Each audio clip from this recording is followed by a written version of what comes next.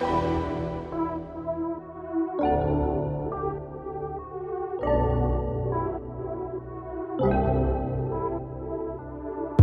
to Surviving the Black Church podcast, where we shed light and bring awareness to religious trauma and dismantle oppressive systems within the Black church.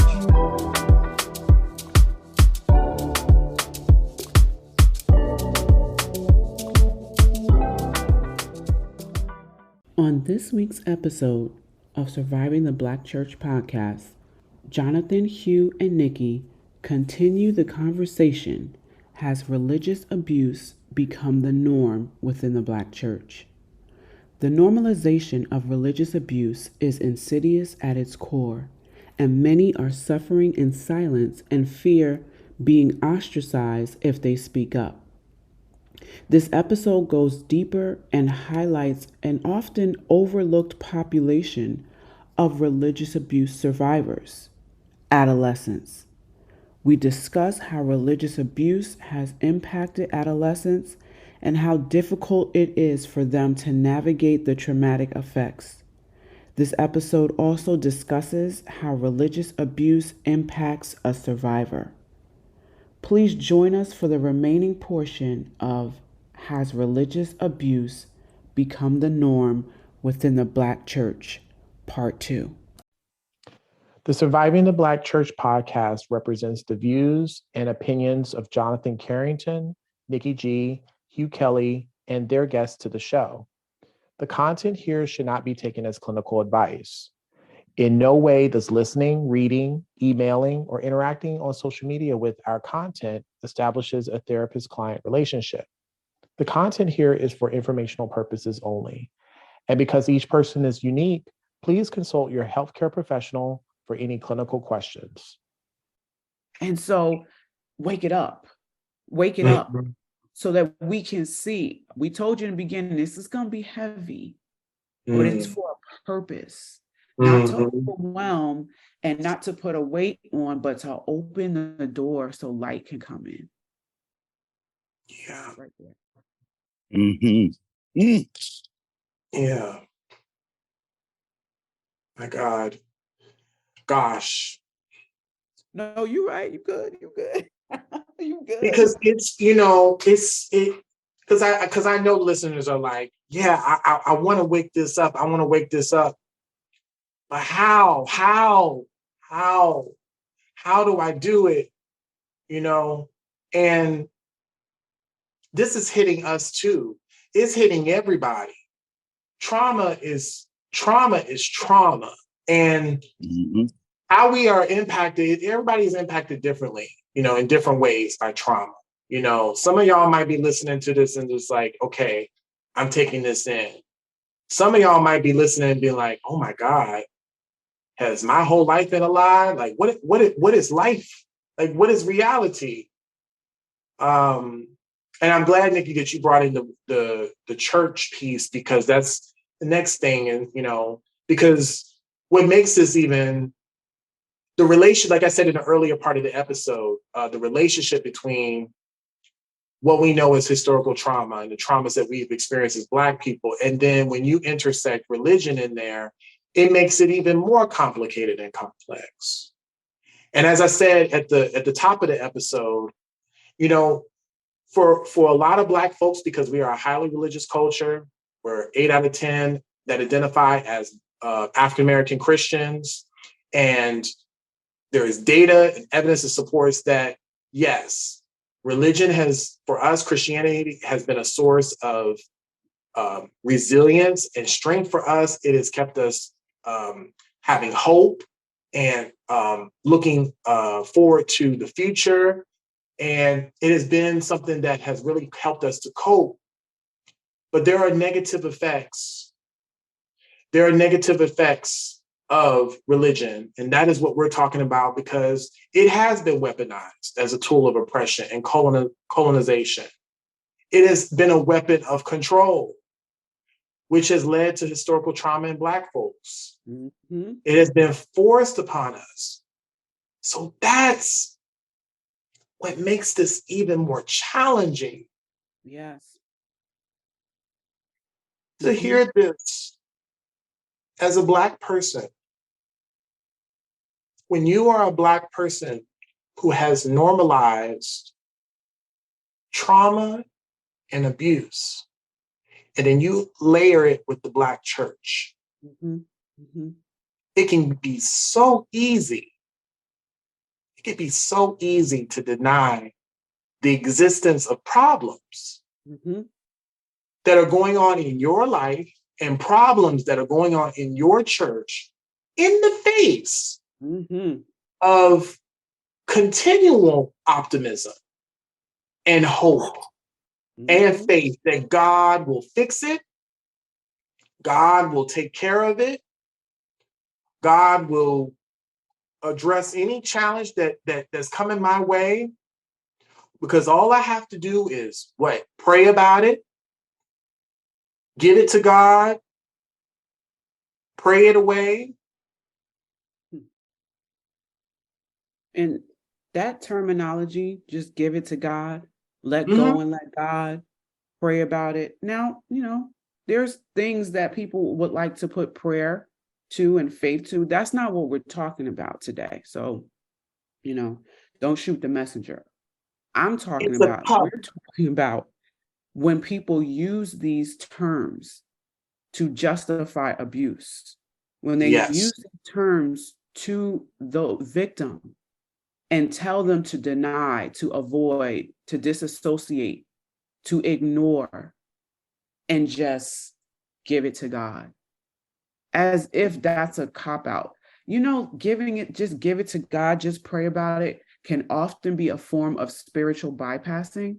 And for those that don't understand what that is when we use spiritual or religious jargon, terms, scriptures, beliefs, and we substitute it for looking at the traumas, the wounds. We substitute it for being accountable to what is the offense at hand. So instead of dealing with reality, we sprinkle scriptures over it. Instead of dealing with reality, we sprinkle these terms: let go, let God, never let them see you sweat. And we ignore what a victim is experiencing, what they feel at the moment, because we are too uncomfortable to hear it, to deal with it, to hold the abuser accountable. So we just give these spiritual terms. And it's not just in the church, it's also in religious Black families. And you get both in the house and in the church house, and it's a back and forth. My heart goes out for teenagers. I know that our audience are mostly probably adults, but adolescents, if you ever get this, particularly this episode, I want to talk to you, because I know how hard it is for you to be in your mama house, in your daddy house, and to hear the scriptures being blasted and being lorded over you, to control and manipulate, to ignore your feelings, to ignore what you've experienced. And then you go to the church and you get a double dose of it, and you have no choice, you have no agency, and it's tearing you apart. Whether it's dealing with your sexual orientation, whether it's dealing with, how you have experienced life, and you want to individuate, you want to get mental health services, but mama and daddy said that is of the devil. Just pray about it, pray it away. My heart goes out to you, particularly with this episode, because you are not in a place where you can make your own choices just yet. And I can imagine how hard it's been for you. And we're sending you love and hugs and encouragement right now, because many of us have endured that. A lot of us are adults now, but this group of young folks, they're not putting up with a lot of stuff anymore. They may have to do what they have to do to exist in their parents' house, but many of them are seeing through the BS that goes on in the churches, and how people use the scriptures to manipulate and control, and even their own mamas and daddies. And they're not having it anymore. But for those who cry at night because of what we're talking about on this episode, we're sending out love to you. And we see you through all of this. We see you. You brought up so much there, Nikki, and it just brought me to I think I shared this with you, Nikki, about how there were so many young people in the church where they were being prayed over for things that they had no control over. You know, the things that these church folks would see in these young people, spirits, homosexual spirits, and praying it out or exorcising them out of these young people, and how deliverance ministries were being used to cast out demons and cast out by praying over these children that had no control over it.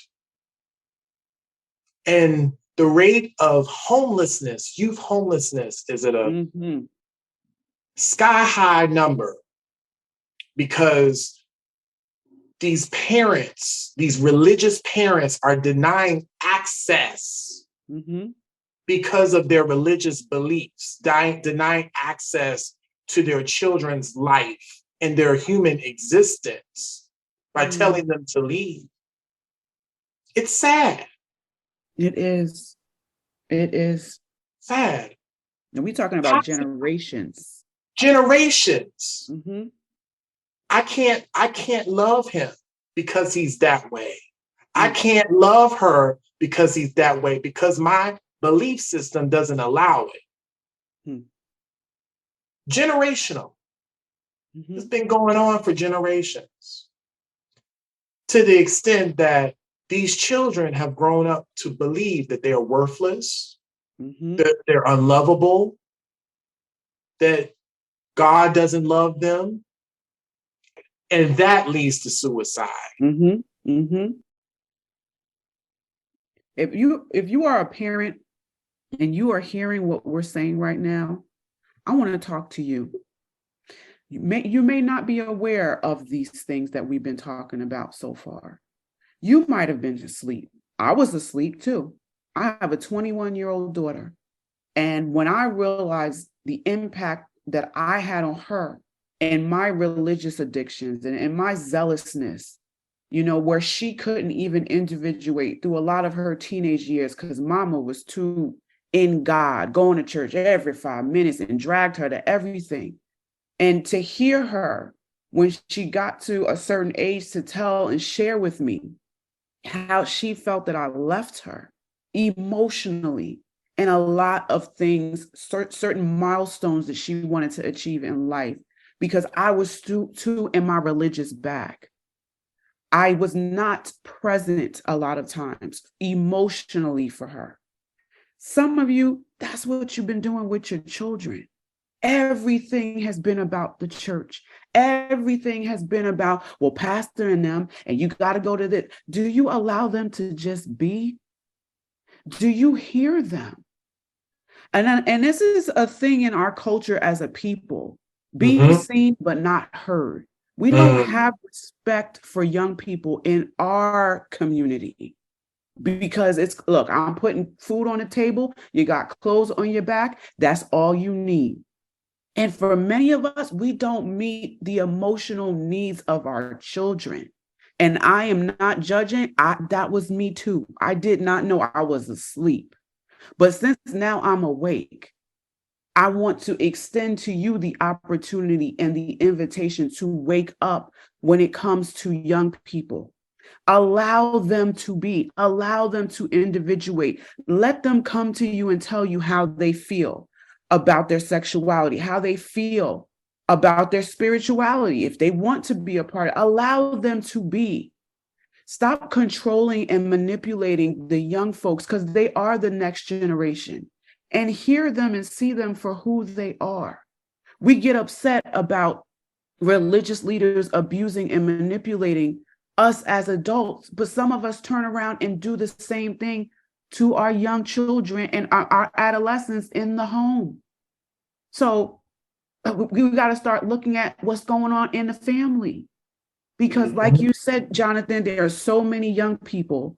I need to stop yelling. I'm from Jersey, y'all. So When I get passionate, I get loud. So my bad. I'm not yelling. I'm just passionate. But there are so Please many. yell, please yell, preach it to the sky. Nigga, bring out that jersey. I said, bring out the jersey at the beginning. But there are so many young people that are hurting and they have to listen to their parents, but they are dying on the inside. And so many parents are putting their religious beliefs, their spiritual beliefs ahead of hearing the heart of their children. And then they get mad if they grow up and link up with an abuser romantically. Then you get mad at them and want to judge them for their choices when they're in their 20s. How did you lead them when they were adolescent? Were you there for them? Did you hear them? Did you make space for them to feel like you were safe enough to share what was going on in their world? Or were you raising them to always bring them into your world, which was most likely very heavily religiously influenced? These are questions to think about. Again, this is not from judgment. We have to talk about this as a people.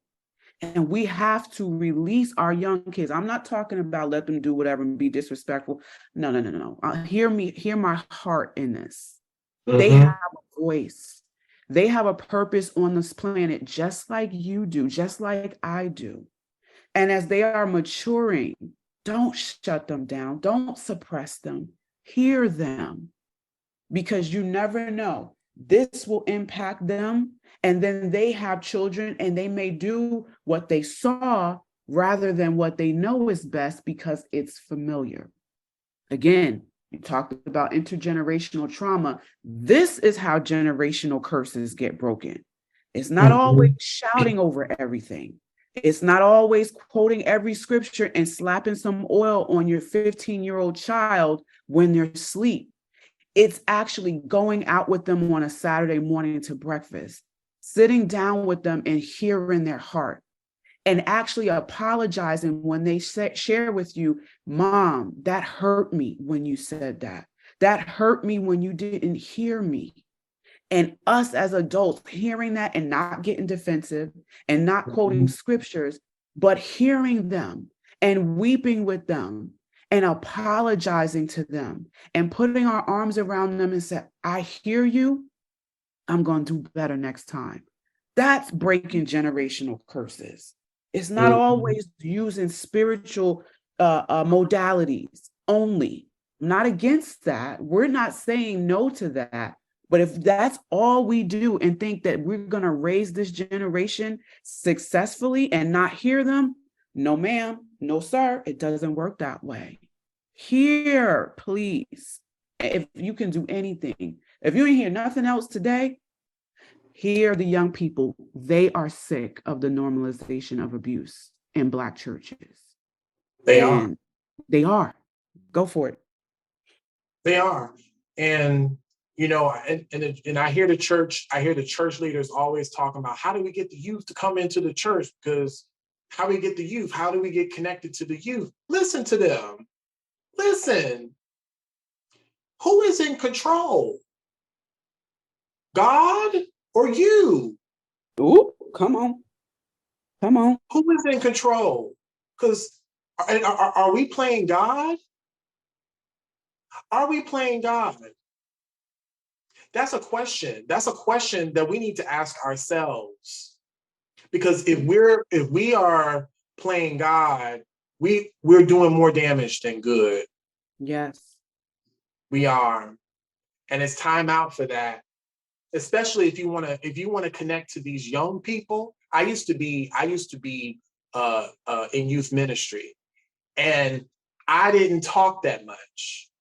I listened. I validated. I affirmed their experiences, their feelings. I sat with them. I allowed them to express themselves and provided guidance and support. I'm not going to talk over them. I'm not going to tell them what I think God is. No, that's not helpful. Who is in control? You or God? You know, and I hear right now, I can hear it right now. Oh, well, What does the word say? What does the word say? What does the word say? What does it say? Does it say that you're in control, or does it say God's in control? So it's a control thing. And that is really the essence of trauma and abuse: power and control. When you think that you control everything, your ego is going to get in the way. And I know this information is coming across as challenging. It is challenging. It's challenging to sit in the fear. It's to sit in the feelings, to sit in the practices that you've normalized, to sit in the reality that the things that you've done over time and you've become familiar with, the traditions, the norms, the beliefs. It can be challenging to break away from those things, especially as a Black person, if you've been anchored into this, not just in the Black church, but just as a Black person, to the point where you feel like you are in violation of moral and spiritual and religious laws. To break free from that, there is a sense of an emotional and a mental anguish that one must experience, because there's dissonance cognitively between what you've been taught all your life, from childhood up until now, what you learned through reading the Bible and what your mom and daddy told you, what you learn from generation to generation to generation that's been passed down to you, what you learned through your own discovery personally, what you have learned, and to now shift away from that. Yeah, I know it's challenging, but I ask again, who is in control? You or God? So as we are talking about all these things, and there's so many teachers about fear, the fear of God, the fear of going to hell. Don't die. We're going to give it to you so you won't die and go to hell. The devil, fear of the devil, fear of eternal damnation, fear of original sin, living in sin, the fear of what can occur. All these things are the effects of religious abuse and trauma within the Black church. So I want us to kind of talk a little bit more about some of the effects of religious abuse. Nikki, I want you to talk about some of the other things that people might experience with religious abuse and trauma. Yeah, and I think, this is important to note because, that whole terminology that we talked about earlier, well, you've been abused in church, or you've been gone through some hardship in church, well, just pray it away. Just fast it away. Just worship through it. Just worship over it. God's got you. Everything will be okay. But when we don't acknowledge what has happened, when we suppress that, when it's in our body, like Hugh talked about, forgiveness being used as a weapon, we're forced or encouraged to forgive and not deal with what's the voice inside of our body, the pain from that. There are certain effects that come out of it. Religious trauma is a very complex trauma. It's very complex. And it hits so many areas of our entire human experience. And so when people say just pray it away, well, what happens when it's in your body and now you have some sort of disease that morphed out of the trauma? What happens when emotionally you can't continue to have steady relationships because it's affecting you that way? What happens when it's affecting you spiritually, when you feel disconnected from God? These are the areas, these are some of the things that happens when we have been under religious abuse, experience the traumatic effects afterwards. So there's so many effects, but I just wanted to highlight a few and how it impacts. So it hits us cognitively. When you've experienced this type of abuse, when you've experienced this trauma, when your voice has been silent, it can cause confusion, poor decision-making skills, memory loss. Perfectionism starts to come forward because you're trying to hide all of this. Our critical thinking skills are altered. We have a lot of negative self-talk. That inner critic becomes louder and louder and louder inside of us. We internalize so many negative messages and low self-worth and self-esteem and things of that nature. Mental health disorders actually can arise after you've experienced something like this. So people saying just pray it away and spiritualizing everything don't realize that sitting with this, sitting with the effects of this can open the door for so many different anxiety disorders, PTSD and complex PTSD, religious OCD, where you're constantly feeling like you have all these unwanted thoughts about, making the mark, feeling good enough, making sure you follow all the rules in the church, following all the rules in the Bible, and you're obsessed with this. If you feel like you haven't lived to your potential, if you haven't made the mark, so you feel like you're not good enough. You have compulsion, obsessive compulsive thoughts around, am I committing a sin? When I thought that, no one heard me. I thought that, but am I being sinful? Oh my gosh, God may not want to see me anymore. This type of volume turns up because of the religious abuse. Substance abuse, eating disorders can arise, depression, even suicidal ideations. And I'm pretty sure you can attest to this, Jonathon. How many clients have come through your door when this has been a reality because of what they've experienced in the church? And like we said before, this is not everybody's experience, but many have experienced the abuse and they're dealing with these effects, but they might not have turned on the light to say, whoa. I think Hugh said that earlier when you talked about your family. You said, had I known that I had gone through abuse, had I known that it was trauma, I might have been able to do something about it.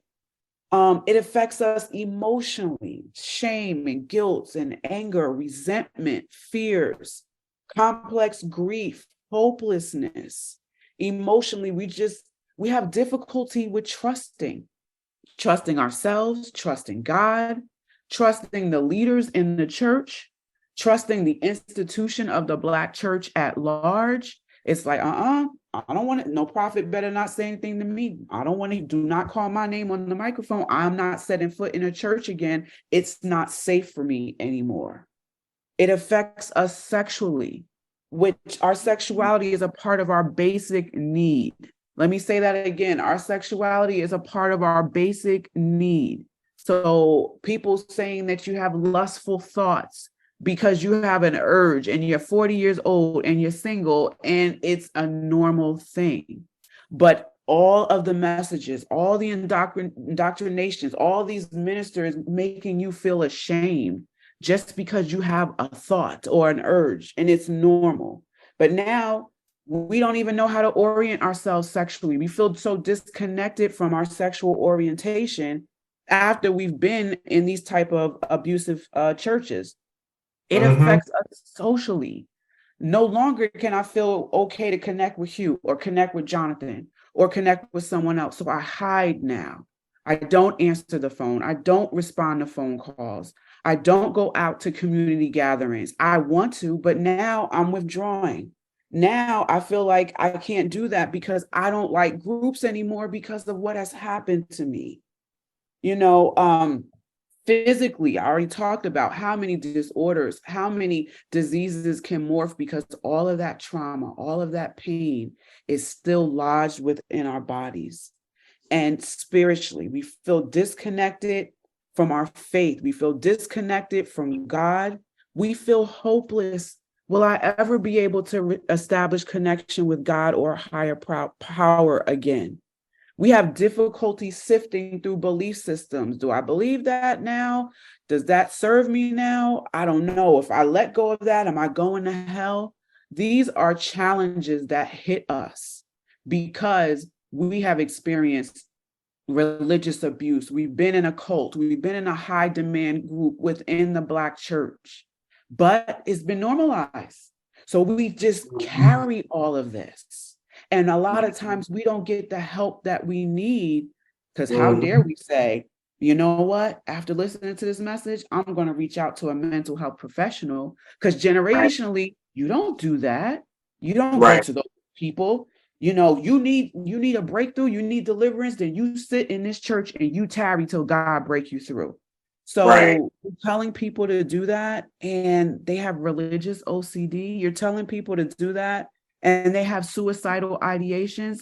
We don't even have begun to scratch the surface about mental health in our community. And so I just wanted to throw that out there for people that say, oh, we can just pray it away. That was 5 years ago, hon. You'll be all right. You should be fine by now. Come back to the deliverance team. Come back and prophesy like you used to before. And you're saying, hello, I can't. This is what I'm dealing with now. And I'm trying to raise a family in the midst of that. So I'll digress right there. Yes.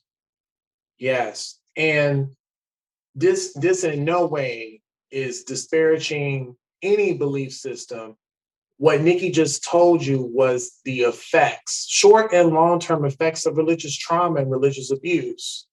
And many of you might be listening and probably have experienced this in the past, didn't even know what was going on, didn't even know what was happening to you, but you decided to maybe part ways with the church, leave the church, and you experienced some of these symptoms. Or you may have been in the church for so long and then you walked away and then had some of these symptoms and some of these experiences, but didn't really know who can I turn to address these issues. Who can I speak to? Do I speak to a therapist? Do I speak to my pastor? And even if I speak to my pastor, would he be able to have the capacity to hold space for me to talk through some of these symptoms and some of the effects of what it is they're saying? Probably not. And also I wanted to add too, that many of you may have grown up where you were in a family where there were rigid, strict set of religious beliefs and standards. And that could mean that you know, some of the effects of that, you're not prepared to navigate a society that operates with a different set of rules and expectations. And that can lead to feelings of guilt, feelings of depression, hopelessness, the fear experience as you distance and separate yourself from that religiously abusive family and religiously abusive environment to come into a new environment. And so that's why, you know, many of us survivors, we may experience this sense of separation and estrangement from these spaces, but at the same time, there's conflict of feelings of liberation and freedom.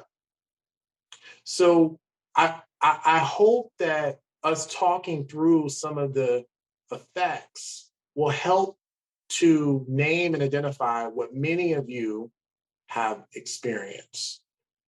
So now you might be thinking, okay, I've experienced these effects. How can we confront and address the biases and the assumptions that we hold as a result of religious trauma? That's our next question, which is another kind of question that may bring a lot of complexities and intricacies.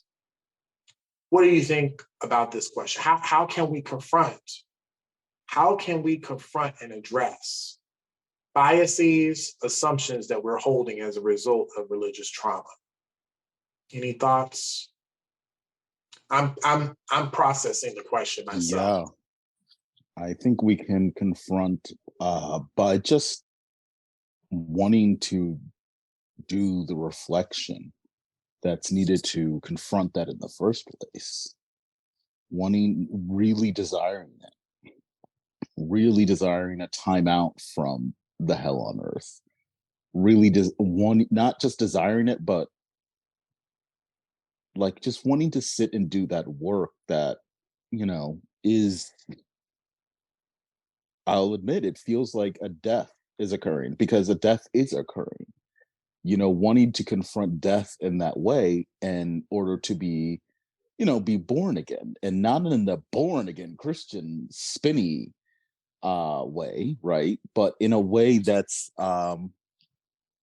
where you can be your true authentic self, where you can shine, where you don't need to dim your light, where you don't need to feel like other people need to dim their light. You can just exist in a space, and you can exist in your reality, and you can live your life, which is a very specific, it's a hyper specific moment in space and time is your life. And you can understand that, and you can truly enjoy your life, as opposed to running in shame, hiding in shame. How do we cope? We have to first reflect. We have to want to first sit in the awful truth to see that light that Nikki was talking about. And the light is your life. And the light is your future. It is your present. It can be your present, and it can be your future. Nikki? I think, a lot of what I've shared thus far is all about confrontation. And confrontation is a strong word in and of itself. But if we can just really pull that word apart and in context with what we're talking about, confrontation, it's really an invitation to see. It's an invitation to wake up. We've given two strong analogies earlier in this episode. What it's going to take for our people. And we got a lot of battles we're fighting simultaneously. We've got stuff, institutional racism and, the justice system. There's a lot of battles we're fighting. And, we need everybody, every man and woman on their respective places. But when it comes to the church, because it's such a herald institution, the Black church, we tend to spiritually bypass this stuff. And so how can we confront and address assumptions that we hold? A lot of it is just having the posture to see, yes, these things are challenging. We hit a lot of stuff that we didn't even plan today, to be honest. But take it in bite size and sit with having a heart to say, all right, there's going to be some challenging stuff. I'm going to roll up my sleeve and I'm going to take this stuff out bit by bit, and just to talk personally for the answer to that question. This is work I've had to do. This is work I'm still doing, sifting through beliefs, and not just beliefs that don't serve me individually, but beliefs that cause me, if I hold them, if the biases and the assumptions, if I hold these, I would not be showing up in my humanity. I would not be part of a community if I held some of these biases and assumptions. It takes work to be intentional, to sift through these things, to choose to say, nah, you know what? I don't believe this. Grandmama believed this, but I don't know. This ain't right. Coming to terms and saying, this is not right. And being real with that and not trying to defend it, to disassociate from it, to deny it. Look at it straight in the eye and name it for what it is. So then we can find out, now that we've named it, now that we see it for what it is, now that the light is in the room, now that we've waken up, what is the next step? We can't get to the steps of healing and recovery if we don't acknowledge what the issue is. And we don't realize we do this on a regular basis when we go to the doctors. For those of us that do, they want to know your family history. They want to know what diseases have been in your family, We don't get offended when they ask those questions, whether in person or on the forums. We readily fill that stuff out. But when it comes to stuff like this, the shame comes in and we want to hide. And as a people, we have hidden secrets for so long. We don't tell the next generation what we've dealt with sexually and physically and emotionally. And then the next generation has to fight those same demons or cycles, so to speak.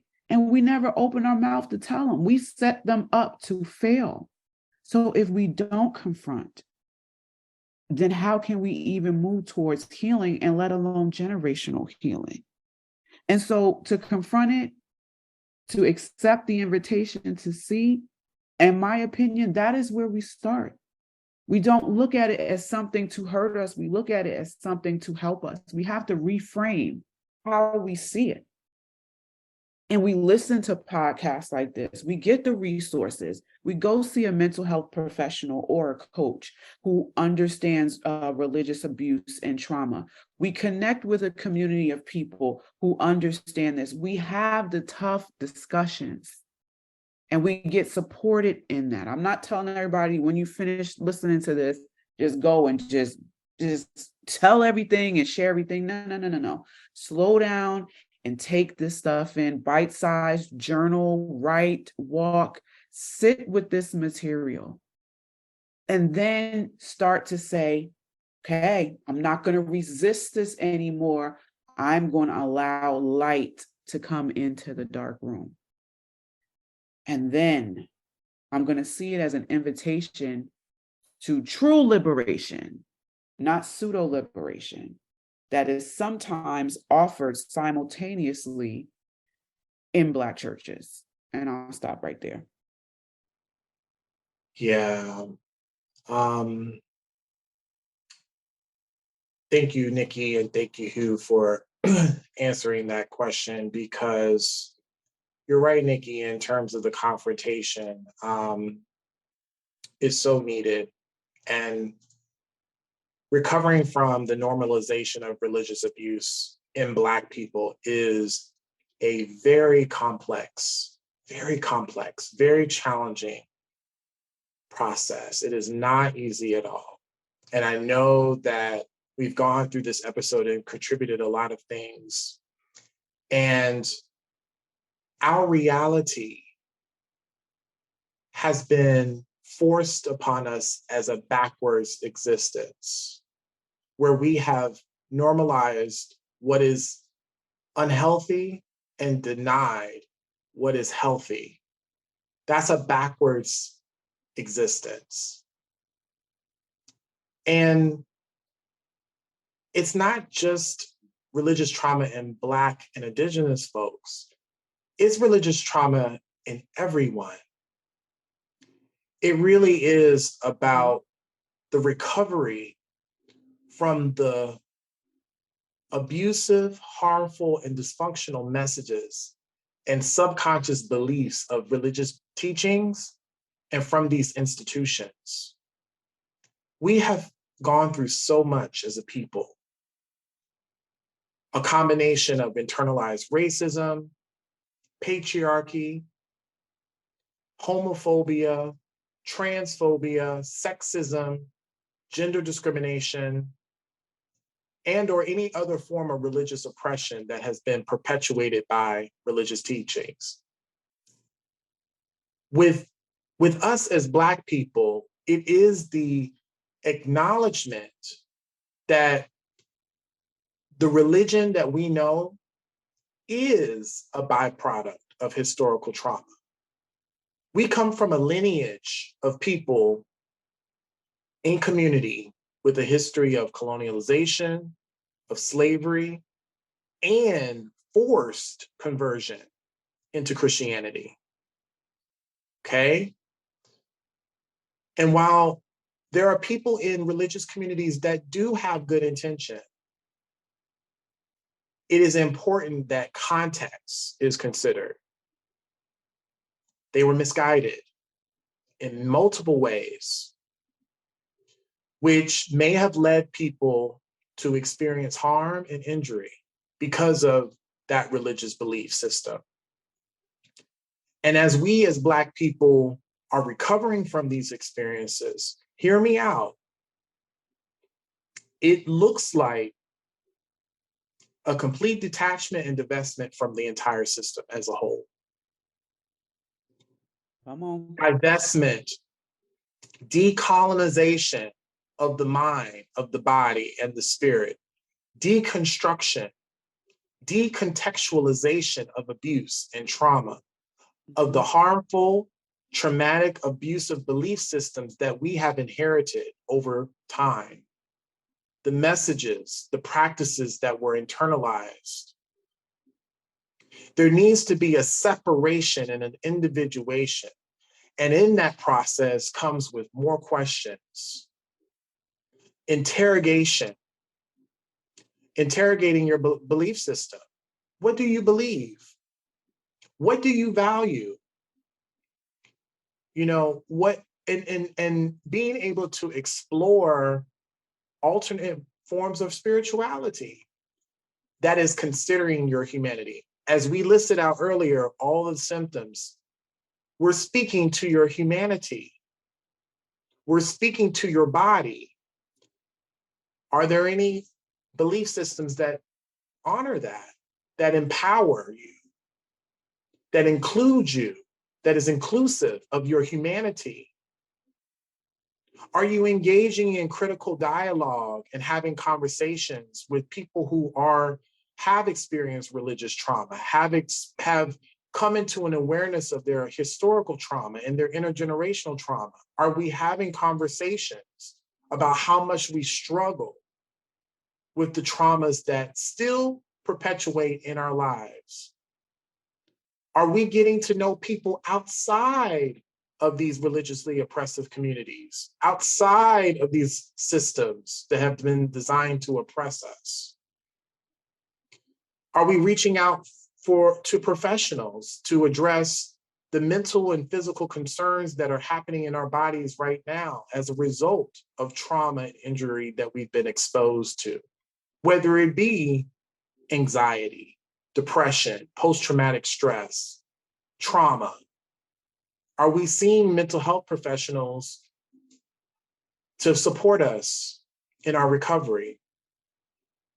I think as we consider all these things, is for us to explore what it is that we believe and why we believe it.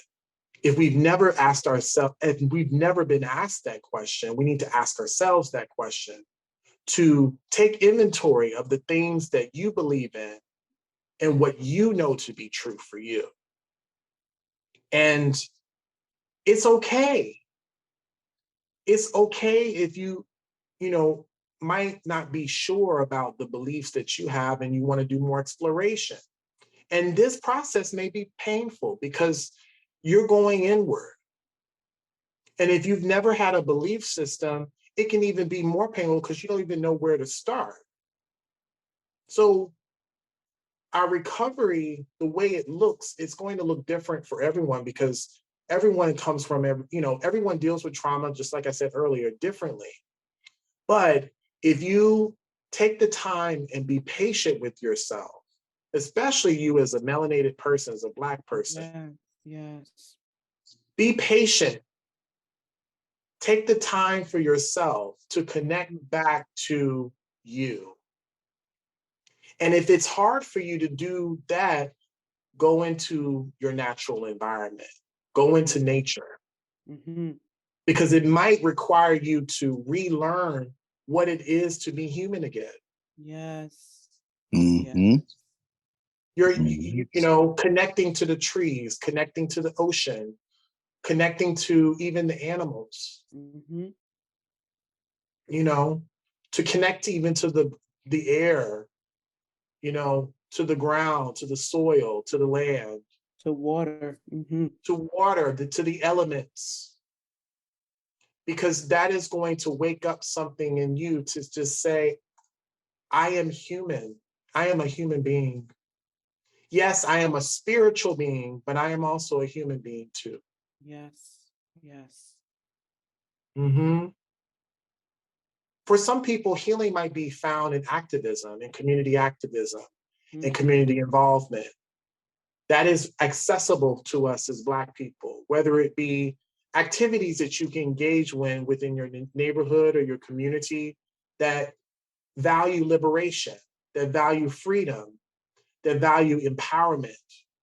So it may look like you getting involved in advocating in social justice or participating in groups where people are talking about trauma or people talking about justice and building networks that way. You know, so I think that when we are talking about a life and creating a life for ourselves, it's being intentional about creating this life and an experience that is outside of what you might have experienced from your past. And taking steps outside of your comfort zone and developing relationships with people that have different perspectives and backgrounds as you. And so also people who have experienced abuse and trauma may have never really had healthy relating or healthy boundaries or limits with anybody. Mm-hmm. You know, you've had every decision that's made for you without your consent. And so it may be uncomfortable or unfamiliar for you to set your own standard for relationships, which is why just being able to learn what it is to connect to your own internal boundaries and what's going to feel right for you in your body.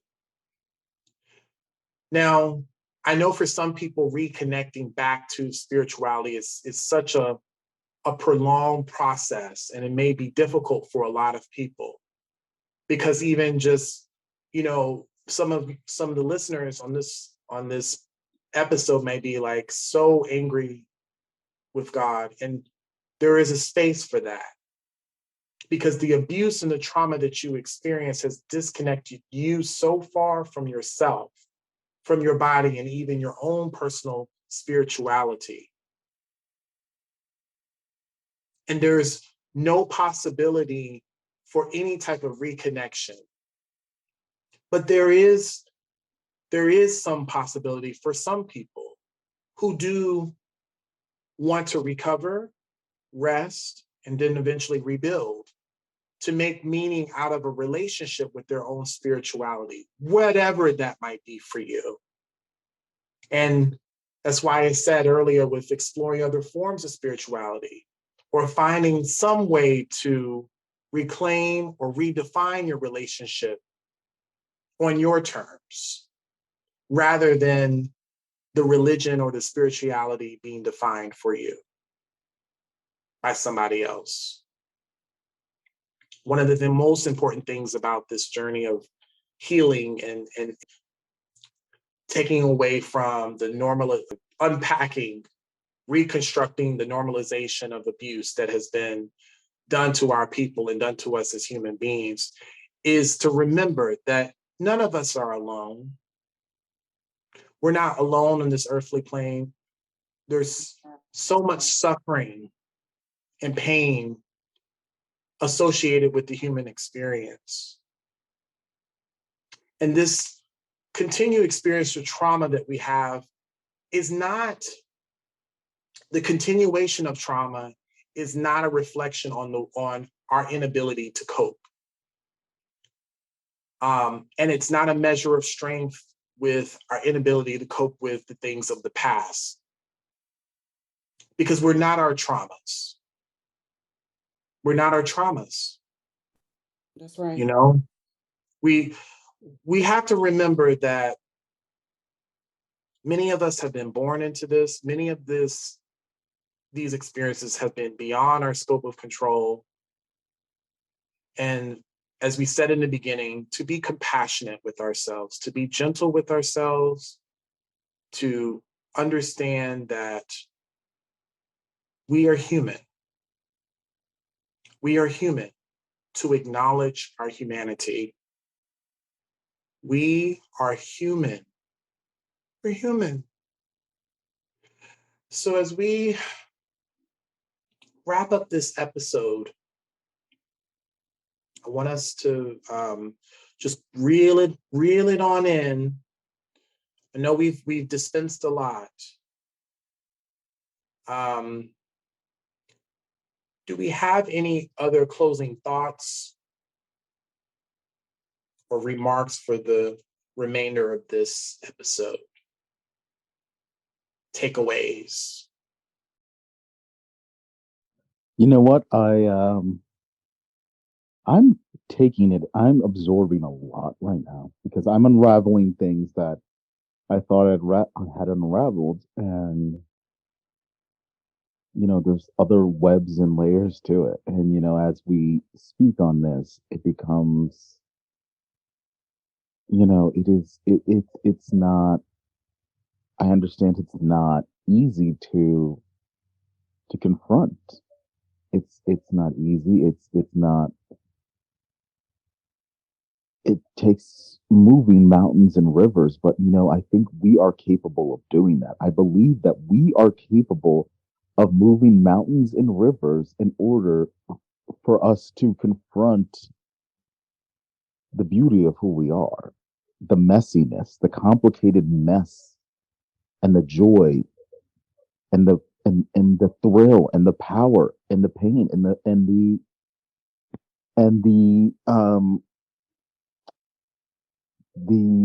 everything that comes with that. So yeah, the messiness. Yeah.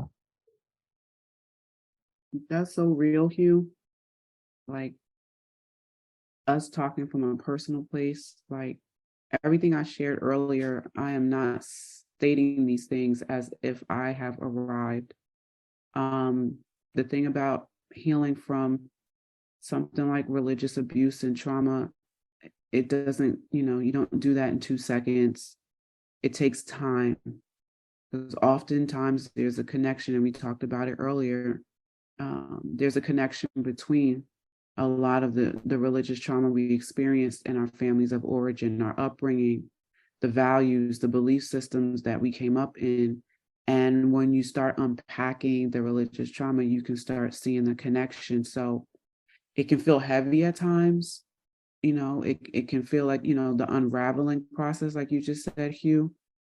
And that is why patience, being patient with ourselves, being compassionate, really letting it sink in and really consuming it was not my fault. There's a lot of things that people say, oh, well, generational this and generational that, or, temperaments and propensities, or, it was not my fault. And really breathing that in and allowing your soul to just rest. And then when that compassion, self-compassion kicks in, and that kindness kicks in, then when you are soaking in that, and then you come back to yourself and say, okay, I believe this now. It's going to take some time.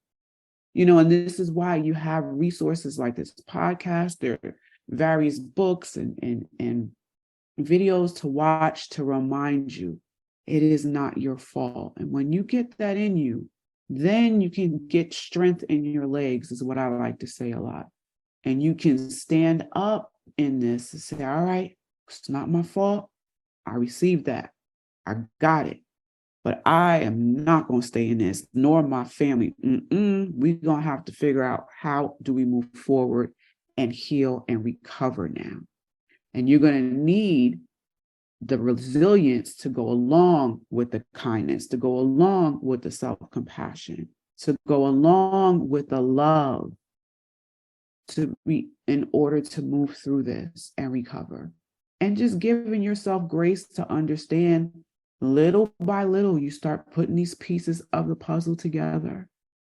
And little by little, you start working through some of these things, and you will see movement. There's a lot of stuff where I still like, whoa, I didn't see that there. Gonna have to, want to work on that, but without shame, without judgment on myself. Because again, it was not my fault. I didn't know. I was raised in this, and my parents, they were raised in this, and their parents, they were raised in this. And so it just keeps going down the generational line until somebody decides to wake up, until somebody says, we can't sleepwalk anymore as a family line. Somebody's got to be the one to change, to shift, to be the changer in the family line. Maybe it's you, you know? And so be kind to yourself in this process. This is for awareness purposes. This is not for condemnation purposes, what we talked about tonight or today or whenever you listen to this. But we're here. The Facebook page is in existence for those in the Black community. This one is a big one, so you might want to talk after this. You can come on over there and just share if you feel comfortable.